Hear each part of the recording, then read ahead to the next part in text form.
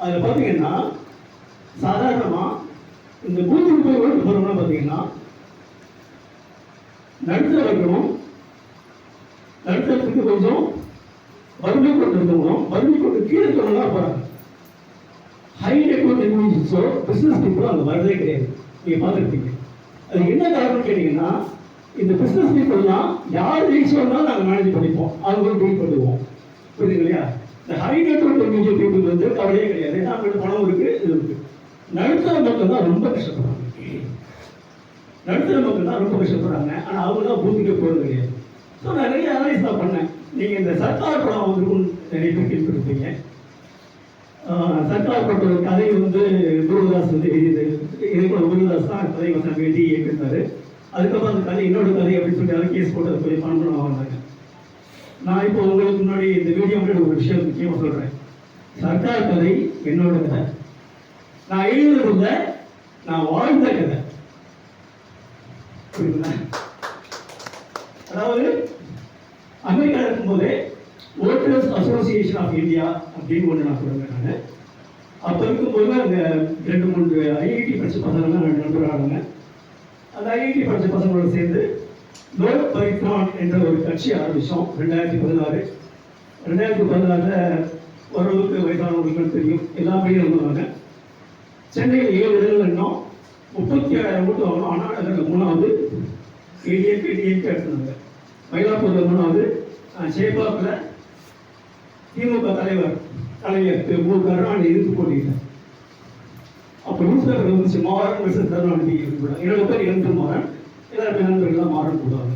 Maran versus Karunanidhi அப்படின்னு போட்டு போட்டாங்க. எல்லா சீரியல்லாம் திருவிழா கொடுத்துருக்கேன். ஸோ அப்போவே நான் என்ன பண்ணேன்னா, வாக்காளர் அசோசியேஷனில் வந்து எல்லாருமே ஓட்டு போடணும், 100% வாக்குப்பதிவு தான் என்னுடைய இது. என்னோட பார்த்து அரசியல் பற்றி பேசுறேன். ஒரு விஷயம், கட்சி சார்ந்த அரசியல் பேசுறேன்.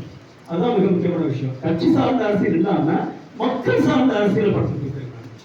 அதுதான் சொல்லுவாங்க, மக்கள் தான் அரசியல். எந்த கட்சியும் தாக்கி பேசுறேன், எந்த கட்சியும் விரும்பி பேசுறேன். அதுதான் மிக முக்கியமான விஷயம். அரசியல் தப்பு கிடையாது, நாம தான் அரசியல் ரொம்ப முக்கியம்.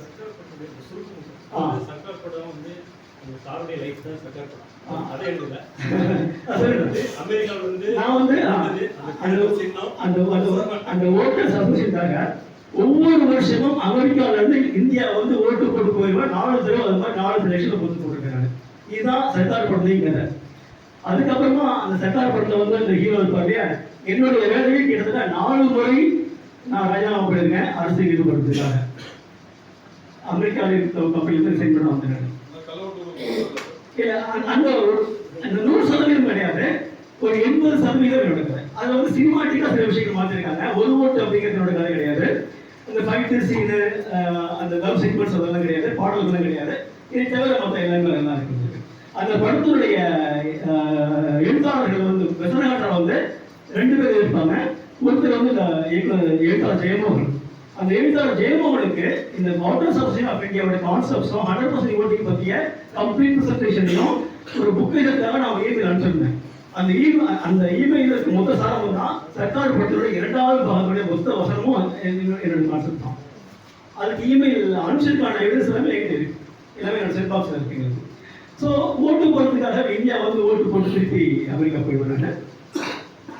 அந்த 2006 தேர்தல் நிற்கும் போது அந்த சர்க்கார் படத்தை பார்த்தீங்கன்னா கலைஞர் எழுதிக்கிற மாதிரி தான் கேரக்டரைஸ் உருவாக்கியிருப்பாங்க.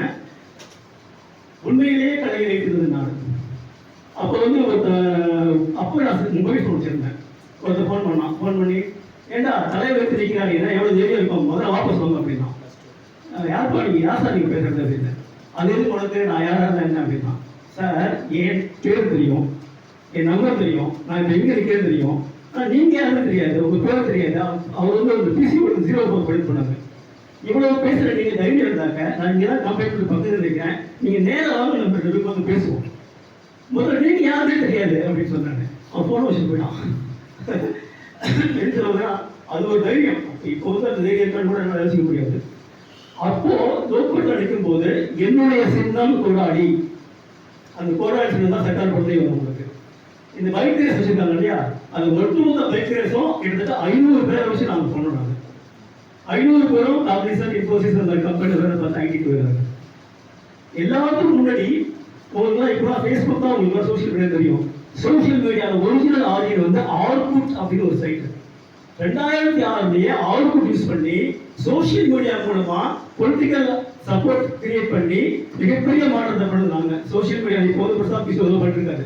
ஓகேங்களா, நாங்கள் ஒரு 2006 ஆர்குட் யூஸ் பண்ணி சோஷியல் மீடியாவில் பண்ணுறாங்க. அந்த பைக்கரேஸ் முழுக்க முழுக்க எங்களுடைய கான்செப்ட். அதே மாதிரி சர்க்கார் படத்தில் வந்து அந்த ஆஃபீஸ் செட் பண்ணுவாங்க கம்ப்யூட்டர்லாம் வச்சுட்டு. அது டிப்பிக்கலாக நாங்கள் பண்ணது. இதெல்லாம் எப்படி முருகதாஸ் சாருக்கு புரியும் அப்படின்னு பார்த்தீங்கன்னாங்க, அந்த நான் நிற்கும்போது என்னை பற்றி ஹிஸ்ட்ரி ஃபுல்லாக சன் பிக்சர்ஸோட ப்ரொடியூசர் கலாநிதி மாறன் சாருக்கும் கலாநிதி மாறன் சாருக்கும் கொடுக்க தெரியும். ஸோ அவங்களோட இன்புட் பாதி கொடுத்துட்டு நான் என்னெல்லாம் பண்ணுவேனோ அதை எல்லாத்தையுமே சர்க்கார் பண்ண வச்சுருக்காங்க எக்ஸப்ட் வின்னிங். அதில் இன்னொரு முக்கியமான விஷயம் பார்த்தீங்கன்னா, கடைசி கிளைமேக்ஸில் வந்து ஒரு சர்க்குணம் ஐஏஎஸ் அப்படிங்கிற ஒரு தேர்வு அவர் தான் முதலமைச்சர் ஆகணும்னு பார்ப்பாங்க. அதுக்காகவே உண்மையை சர்க்குணம் ஐஏஎஸ் சகாயம் ஐஏஎஸ் இன்விடேஷன். நான் மீண்டும் 2016 என்னுடைய வேலையை தொடர்ந்துட்டு சகாயம் ஐஏஎஸோடு சேர்ந்து மக்கள் பாதை என்ற அமைப்பு ஆரம்பிச்சு நடத்தினோம். மக்கள் பாதையுடைய தலைமை இளைஞரை படம் தான் சாருக்கு எடுத்து நான் அந்த அமைப்பு கிட்டத்தட்ட 1,50,000 மெம்பர்ஸ் தமிழ்நாடு இருக்காங்க. அவ்வளோ பேரையும் வச்சுட்டு மிகப்பெரிய அளவில் பண்ணோம். கடைசியாக சார் வந்து அரசியல் வேணாம் அப்படின்னு ஒதுக்கினாங்க. அதனால மக்கள் பாதை வந்து அப்படியே தனியாக இதாக்கி வச்சு போனாங்க. இந்த படத்தில் வந்து முதலை ராகம் கேள்விப்பட்டிருப்பீங்க. டி ராஜேந்திர அவர்கள் இயக்கிய படம். வரும்போது யாருக்குமே எதுவுமே தெரியாது. ஒரு வாரம் தேட்டர் எப்படியா ஓடிச்சு.